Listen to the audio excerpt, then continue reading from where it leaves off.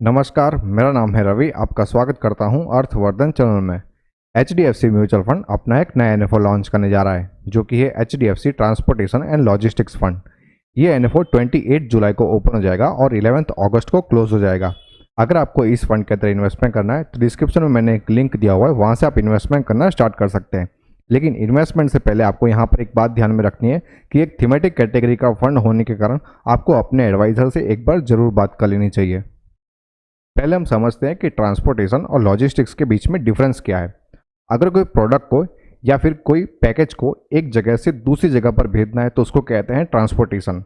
लेकिन उसके पीछे लगने वाली प्रोसेस और प्लानिंग को जो कहते हैं उसको कहते हैं लॉजिस्टिक्स।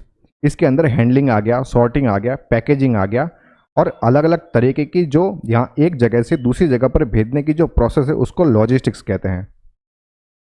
ट्रांसपोर्टेशन के अलग अलग मीडियम हो सकते हैं, जैसे कि ऑटोमोटिव हो गए, शिपिंग एंड पोर्ट्स के थ्रू हो गया, एयरपोर्ट एंड एयरलाइंस के थ्रू हो गया, या फिर रेलवे के द्वारा। ये चारों अलग अलग मोड्स है प्रोडक्ट को एक जगह से दूसरी जगह पे ट्रांसपोर्ट करने के लिए। और उसके पीछे लगने वाला प्लानिंग यहाँ पर ई कॉमर्स के द्वारा हो सकता है, रोड, रेल और एयर कार्गो प्रोवाइड करने वाली सर्विसेज के द्वारा हो सकता है, या फिर सप्लाई चेन मैनेजमेंट के द्वारा यहाँ पर प्लानिंग किया जा सकता है। ट्रांसपोर्टेशन एंड लॉजिस्टिक्स का जो सेक्टर है वो अनऑर्गेनाइज सेक्टर है।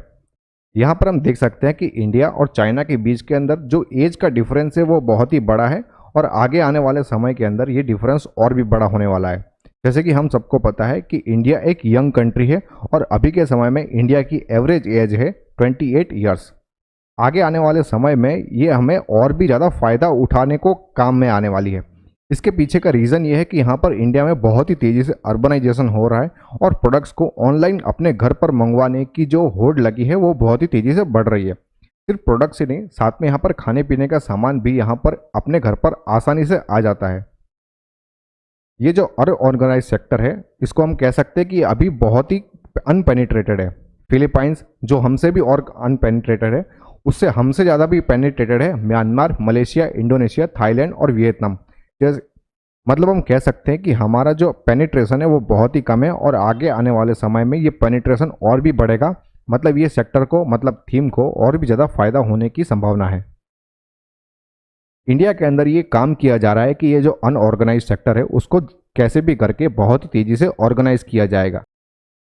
अगर ऑर्गेनाइजेशन बहुत ही तेज़ी से होता है तो हमें डायरेक्टली यहाँ पर ई कॉमर्स के द्वारा जीडीपी में भी एक अच्छा खासा उछाल देखने को मिलेगा। यहाँ पर गवर्नमेंट ऑफ इंडिया है जो कि गति शक्ति, national logistics policy, Bharatmala, Sagarmala योजना और उड़ान जैसे अलग अलग स्कीम्स को यूज़ कर रही है इंडिया का जो unorganised transportation and logistics sector है उसको ऑर्गेनाइज करने के लिए। इस फंड की जो इन्वेस्टमेंट स्ट्रेटेजी है उसके बारे में मैं आपको बताता हूँ। इस फंड के 80% मतलब कोर पोर्टफोलियो यहाँ पर लॉजिस्टिक थीम के ऊपर बेस्ड रहने वाला है। इसके अंदर यहाँ पर passenger cars, utility vehicles, 2 and 3 wheelers, auto components, equipments, casting and forging, batteries, tyre and rubber products, logistic solution provider जैसे अलग अलग सेगमेंट के अंदर इन्वेस्टमेंट करने वाला है।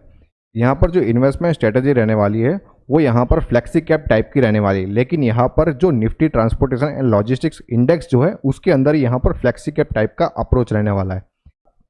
इस थीम ने अभी तक किस तरीके से परफॉर्म किया है वो आप यहाँ पर अपने ग्राफ के अंदर देख सकते हैं। समझ लो कि आपने 1 लाख रुपए 1 अप्रैल 2005 के अंदर इन्वेस्टमेंट किया है Nifty transportation and logistics index TRI के अंदर, और सेम 1 लाख रुपए आपने निफ्टी 500 के अंदर इन्वेस्टमेंट किया है, तो आपका अभी तक के अंदर जो रिटर्न है वो मैं आपको बताता हूँ। अगर आपने निफ्टी 500 के अंदर 1 लाख रुपए डाले थे तो अभी के समय में वो अराउंड बन चुके होते 10 लाख रुपए।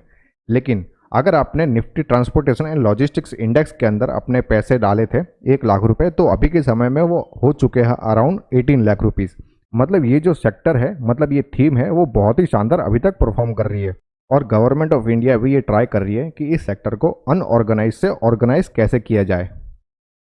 अगर हम Nifty transportation and logistics fund की एनएफओ डेट्स की बात करें तो ये एनएफओ 28 जुलाई को ओपन हो जाएगा और 11 अगस्त को क्लोज हो जाएगा। इस फंड का बेंचमार्क रहने वाला है Nifty transportation and logistics index और इस फंड का एग्जिट लोड रहने वाला है 1% फॉर 1 ईयर। मतलब अगर आप अपने पैसों को 1 साल के बाद रिडीम करते हो तो आपको किसी भी तरीके का एग्जिट लोड पे करने की जरूरत नहीं रहेगी। लेकिन अगर आप अपने पैसों को 1 साल के अंदर अंदर रिडीम करते हो तो आपको 1% जितना एग्जिट लोड पे करना पड़ेगा। इस फंड का NAV 10 रहने वाला है और एक्सपेंस रेशियो जैसे ही फंड लॉन्च हो जाएगा वैसे आपको पता चल जाएगा। ये एक ओपन एंडेड कैटेगरी का फंड रहने वाला है, मतलब आप इस फंड के अंदर कभी भी अपने पैसों को इन्वेस्ट कर सकते हो और कभी भी अपने पैसों को रिडीम कर सकते हो। ये रेगुलर और डायरेक्ट दोनों ही मोड में अवेलेबल रहेगा।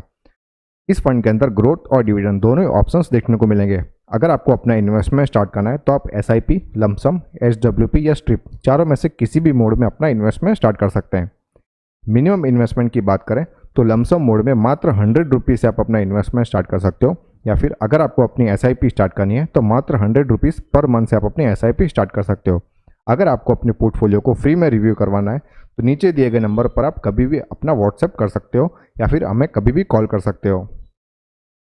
अगर इस फंड के अंदर इन्वेस्टमेंट करना है तो डिस्क्रिप्शन में मैंने एक लिंक दिया हुआ है, वहाँ से आप अपना इन्वेस्टमेंट स्टार्ट कर सकते हो। इस फंड के अलावा आप और भी बहुत सारे म्यूचुअल फंड्स, साथ में insurance, FD, pre IPO, PMS और डिवेंचर्स जैसे अलग अलग ऑप्शंस को भी चेकआउट कर सकते हो। अब मेरा क्या मानना है इस फंड के बारे में वो मैं आपको बताता हूँ। ये एक थीमेटिक कैटेगरी का फंड होने के कारण आपको अपने एडवाइज़र से इन्वेस्टमेंट से पहले एक बार ज़रूर बात कर लेनी चाहिए।